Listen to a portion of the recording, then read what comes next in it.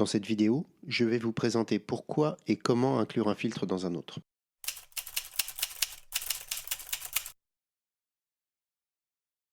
Pour terminer cette série consacrée aux recherches dans Jira, je voudrais juste vous parler d'une fonctionnalité assez pratique, pas toujours très connue, qui permet d'économiser du temps en simplifiant la maintenance des filtres. Imaginons que j'ai une équipe qui travaille sur 3 projets.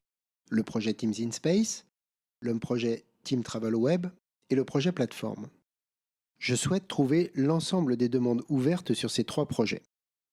La première façon de faire est de créer une recherche status equal to do, end project in, la liste de mes 3 projets.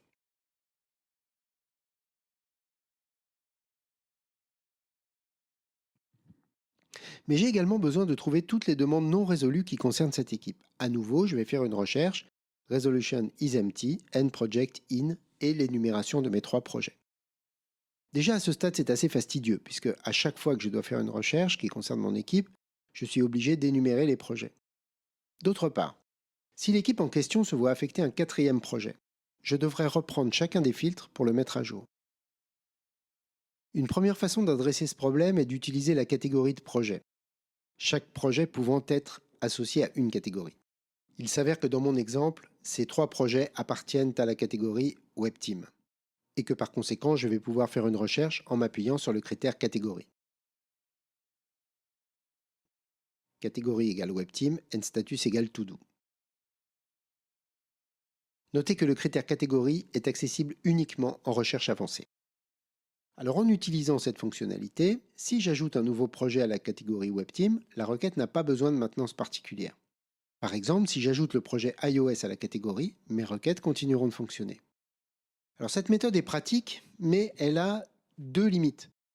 La première, c'est que déjà ce champ catégorie ne s'applique qu'au projet. Donc si je voulais regrouper mes demandes pour une équipe autrement qu'en me basant sur le critère d'un projet, ça ne fonctionnerait pas.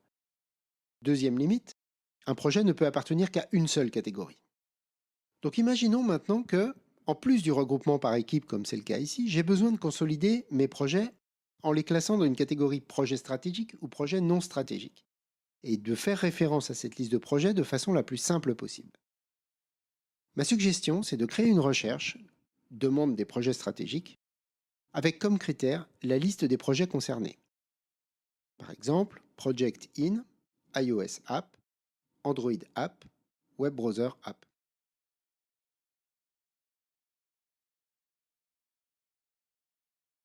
Je sauvegarde ce filtre.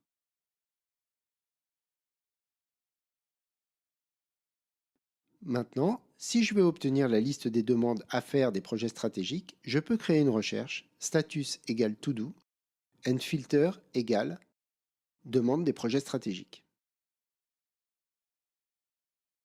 Je peux créer un filtre portant sur toutes les demandes résolues des projets stratégiques de la même façon. Ainsi, si je dois modifier la liste de ces projets stratégiques, je n'aurai à le faire qu'une seule fois dans mon premier filtre. Attention, pour que les utilisateurs puissent utiliser ces différents filtres, ils doivent tous être partagés avec les personnes concernées, y compris le filtre inclus.